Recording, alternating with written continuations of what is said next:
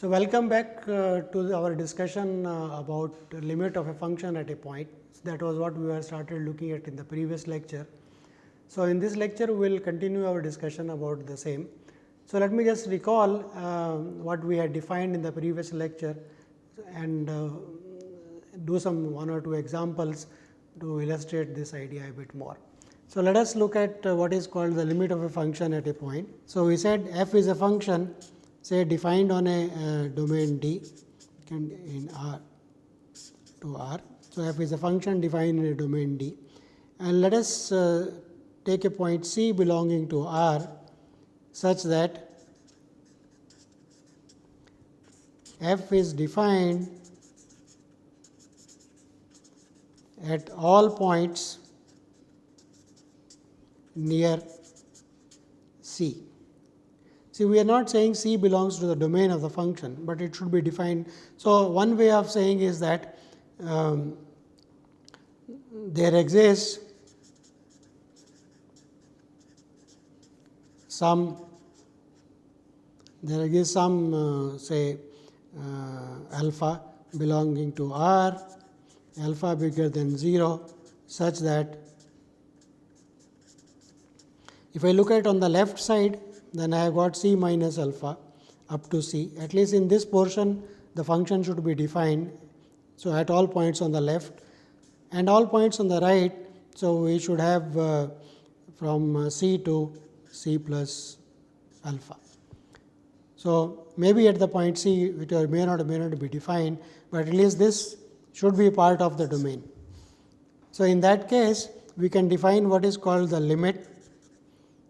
We say that the limit of x going to C of f x is equal to L if for every sequence C n in this part. So, let us call this as A. For every C n belonging to A, C n converging to the point C should imply that f of C n converges to L. So, for every sequence at all points where it is defined. So, for every sequence C n in the domain C n converging to C, f of C n should converge to the value L. Then we say that the limit of the function exists and is equal to L. So, that is the concept of limit. So, we looked at the previous example that we looked at was f of x is equal to 1 over 1 minus x, x not equal to 1. So, in this example, what is the domain of the function?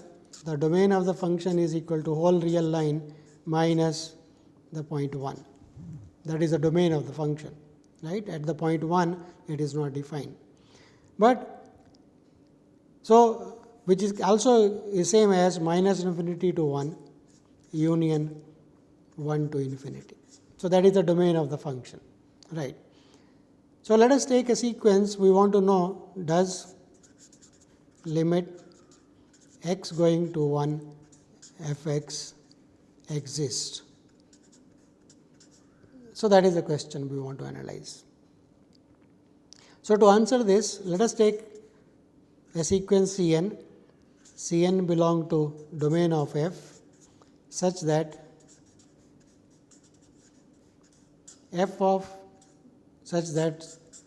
C n converges to 1. We want to analyze the limit at 1. So, pick up any sequence C n in the domain, right, so that C n converges to 1. Then let us look at the sequence f of C n. So, what is f of C n? By the formula, it is 1 over 1 minus C n. Now, as C n goes to 1, 1 minus C n, that goes to 0. So, this denominator is becoming smaller and it is going to 0 by the limit theorems for sequences. So, this will go to a value which is equal to, if this quantity is positive, that means if all the C n's are less than 1, right, then this will go to plus infinity. If our Cn's belong to minus infinity to 1, right, and this will converge to minus infinity if Cn's belong to 1 to plus infinity. So, in either case we see that the limit does not exist. So, whether we take a sequence Cn converging to 1, then f of Cn does not converge to a suitable value. So, that means we can write it as that the limit. So, hence limit x going to 1 of f of x, which does not exist for f of x equal to 1 over x minus 1, right. Okay. Let us look at another example. So, let us look at another example.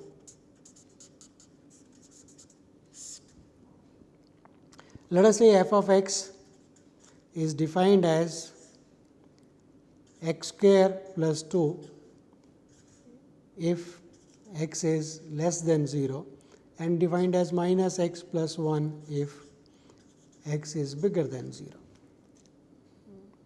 right. So, we want to know, so the question, does limit x going to 0 of f x exist? Well, now here we have to start looking at the function and try to make a guess. For x less than 0, it is defined as differently, and it is defined differently for values x bigger than 0. So, it may be a good idea to look for sequences which are less than 0 and bigger than 0, and test whether at least for those sequences whether the image sequences converge somewhere or not. So, let us look at, so consider x n bigger than 0 and x n converging to 0. So, when x n is bigger than 0 and x n converges to 0, then what is f of x n? For x bigger than 0, f is defined this way. The formula is minus x plus 1. So, that gives you that this value is minus of x n plus 1 for every n. F of x n is this. Now, x n is going to 0. So, by the limit theorems on sequences, minus x n will go to 0, minus x n plus 1 will go to 1. So, this value is equal to 1, right. Let us look at a sequence where x n is less than 0. So, let x n be less than 0 and x n going to 0. Then what is f of x n? F of x n is equal to, by the formula. So, just recall, the formula is for x n less than 0, the formula is x square plus 2. So, it is equal to x n square plus 2. Now, x n goes to 0.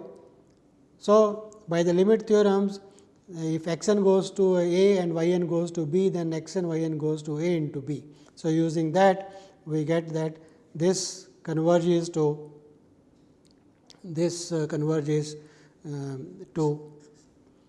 x n goes to 0. So, this converges to 2, right. So, this converges to 2 because x n goes to 0, x n square goes to 0, this goes to 2. So, we have got, if I look at a sequence, so if I look at, so we can write it as limit of f of x n going to infinity, x n bigger than 0 is equal to 0, whereas limit f of x n going to infinity for x n less than 0 is 2. So, these two indicate, so imply that for we have got different sequences, both all going to 0, but the values of the image sequences are different. So, that says that the limit n going to infinity of limit of the function f of x as x goes to 0 does not exist. That does not exist. So, what we have been trying to do is trying to in the concept of limit, when we are trying to approach the point for where we are trying to find out the limit x going to c. So, we are approaching the point c via sequences. There is another way of looking at this concept of limit via the notion of neighborhoods, which is not very difficult, but in fact, it is similar to what we are doing. So, let me introduce that idea also, so that we are able to use whichever is required. So, let us once again, f is a function defined in a domain D, subset of R to R. C is a point in R such that for some alpha C minus alpha union C minus alpha to C, this interval union, we want to say that it is defined at all points near C. So, for some interval around C except at the point C. So, that is C to C plus alpha is inside the domain. So, that condition is given. So, this is what is given to us. We want to say whether the limit, when can we say that limit x going to c of f of x is equal to L. Now, let me draw a picture. So, this is the domain part and this is the range part of F. So, this is the point C. Okay. So, for every point to C near, so this is C minus alpha and this is C plus alpha. So, here is some C plus alpha. So, that means for all points in this part, the function is defined, they are part of the domain. So, if I take a point x, where does the value go? So, for a point x, it goes to some value f of x.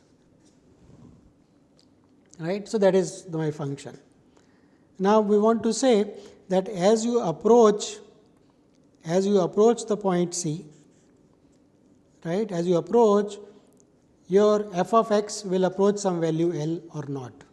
So, x approaching C, does it imply f of x approaches L? So, we want to give this a precise meaning. One we have already seen via sequences. If I can say for every sequence x n going to C, f x n converges to L, then we say that is the limit. Okay. I want to define it slightly differently here. So, what is that L? Right. So, L is the value. So, L is the value, the function f is expected to take at x is equal to C by looking at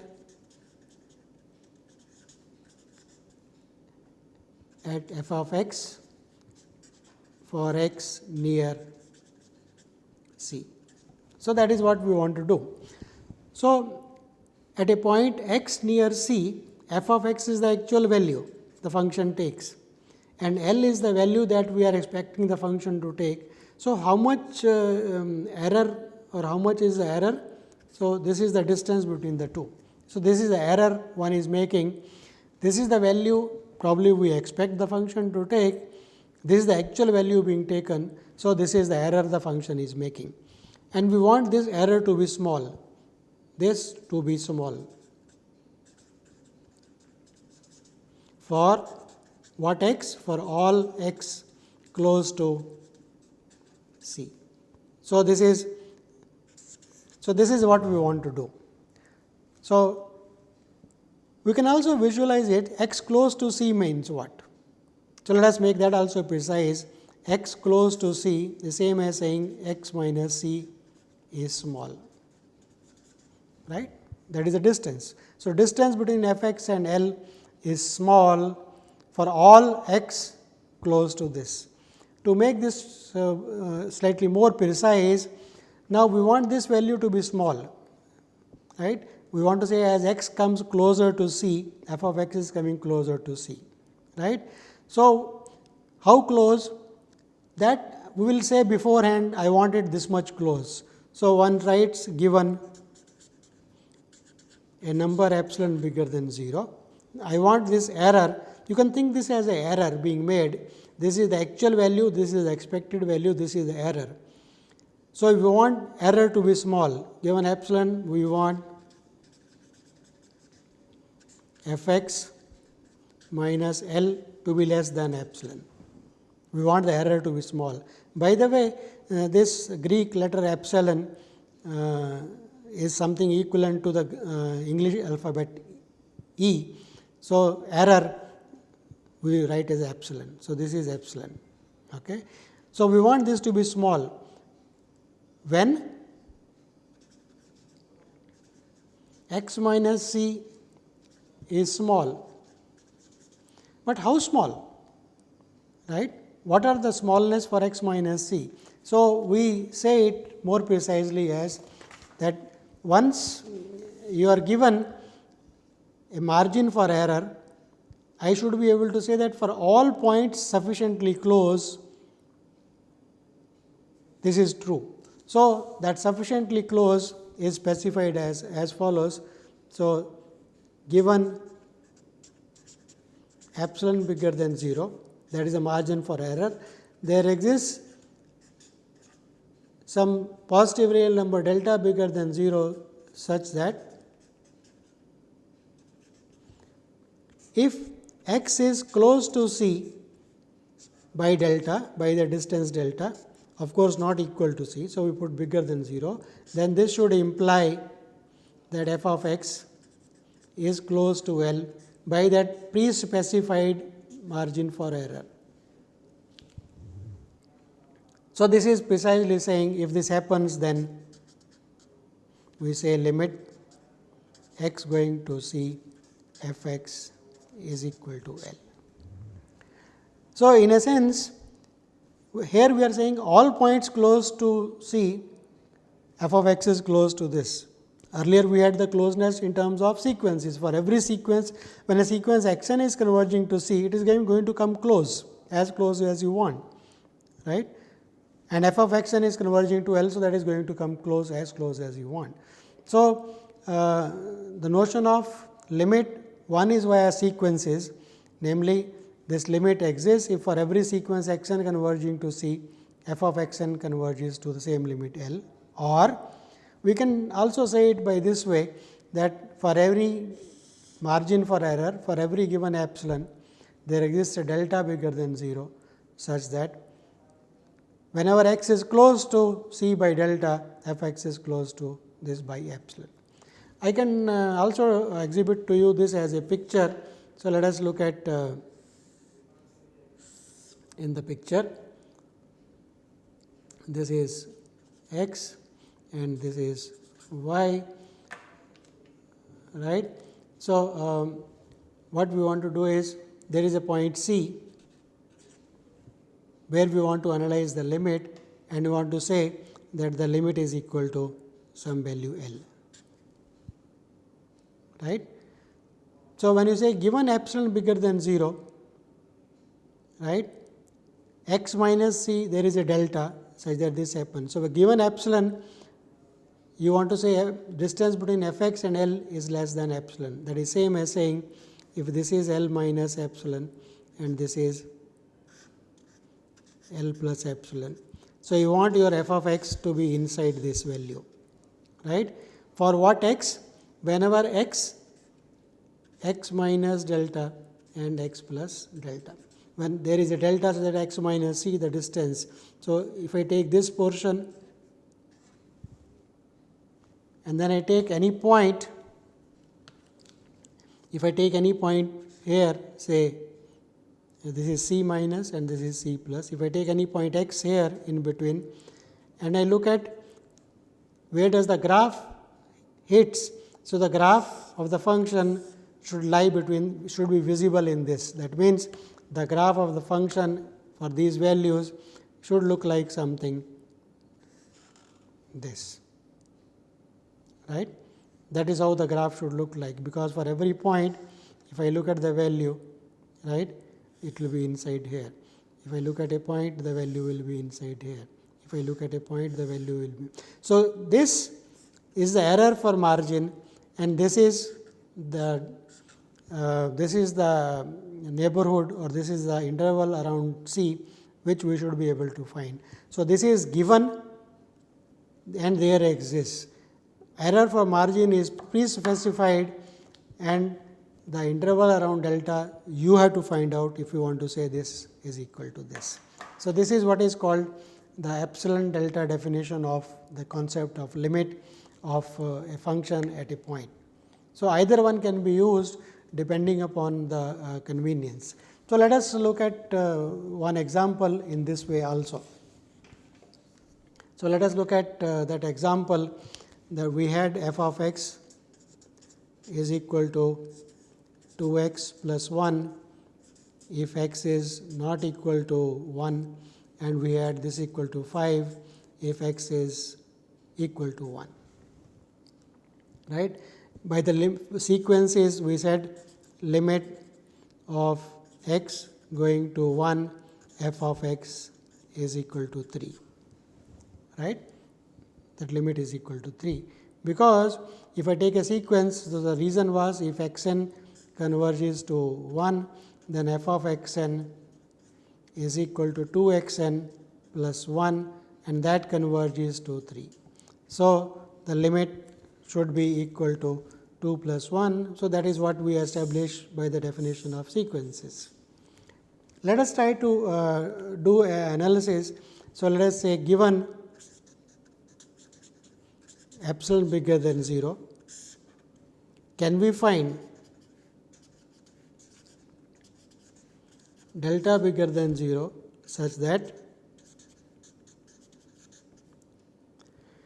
mod of f x minus, here the value expected is 3, less than epsilon for 0 less than mod of x minus 1 less than delta. So, this is what we want to do. So, what we want is we want to make f x minus 3 small. So, let us start analyzing that quantity. What is f x minus 3? So, let us analyze that quantity a bit.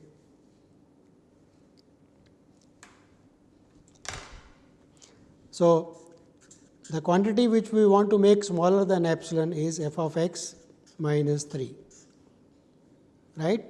So, let us put the value of f is equal to, when it is not equal to 1, the value is 2x plus 1. So, this is equal to 2x plus 1 minus 3. Right. So, let us simplify this. So, this is 2x minus 2, which is equal to 2 times x minus 1. Right. So, we want 2 times x minus 1 less than epsilon for some delta, for which mod x minus 1 will be less than delta. So, we want whenever this is true, this should be true. So, now let us just compare. I want 2x minus 1 to be less than epsilon, but if I find a delta, that is going to give me x minus 1 is less than delta. So, both these things motivate one to say, let us choose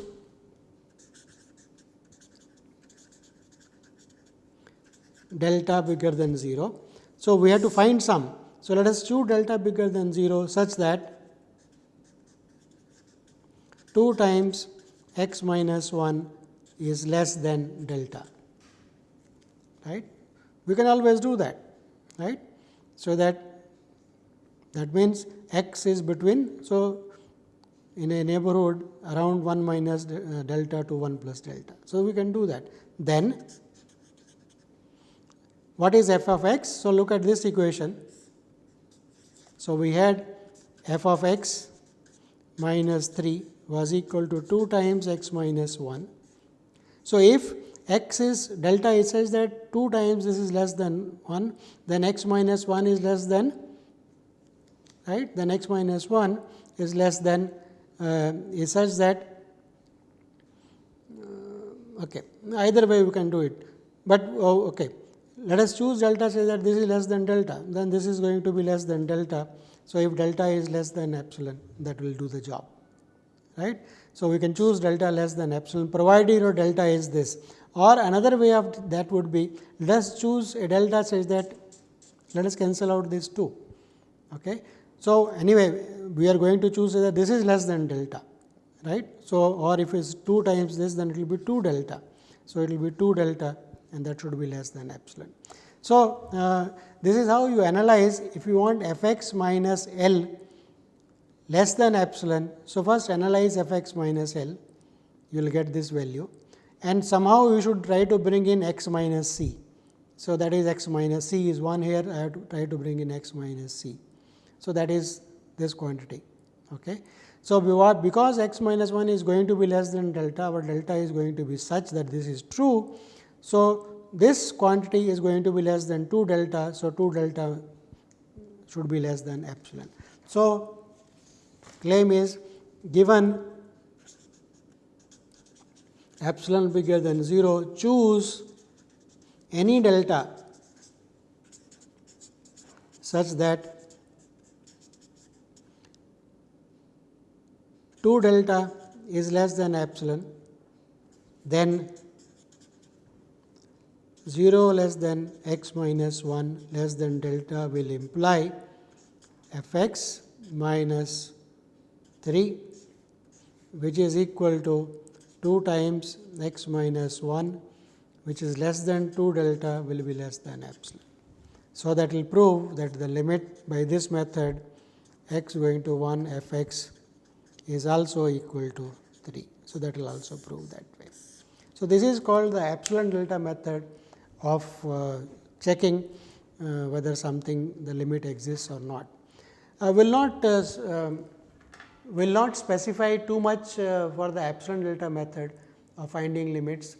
Most of the time we will give you some more rules to analyze limits, whether epsilon delta or sequence method, and using those rules one will be able to analyze the limits of a function at a point whether it exists or not. So, let me just summarize. We have tried to give you a feeling for what is meant by saying that the limit of a function at a point exists. That says that you want to say that limit of f of x, x going to c exists. So, first of all the point c need not be in the domain of the function, that is 1, but we need that the function should be defined at points close to the value c. So, at all points close to this value c, the function should be defined, that should be in the domain. So, that means what? Given a point c, there are points, there are sequences in the domain which we can find which converge to the value c, and the limit exists says that for any sequence c n which converges to c, f of c n should converge to the value L, same value L, then we will say that the limit exists. And we also gave an alternate definition, which is the neighborhood definition. It says given epsilon bigger than 0, right. You look at given an epsilon bigger than 0, the error f x minus L you want to make less than epsilon. So, for that you should be able to find a delta bigger than 0, so that for all points in a neighborhood of delta of length 2 delta at the point c, of course, not equal to c, the f of x should be close to L by at the most, it should not go away from L by distance L. So, given epsilon bigger than 0, there is a delta such that x minus c strictly bigger than 0 less than delta implies absolute value of f x minus c is less than epsilon. So, we will continue this discussion of limit and its applications in our next lecture. Thank you.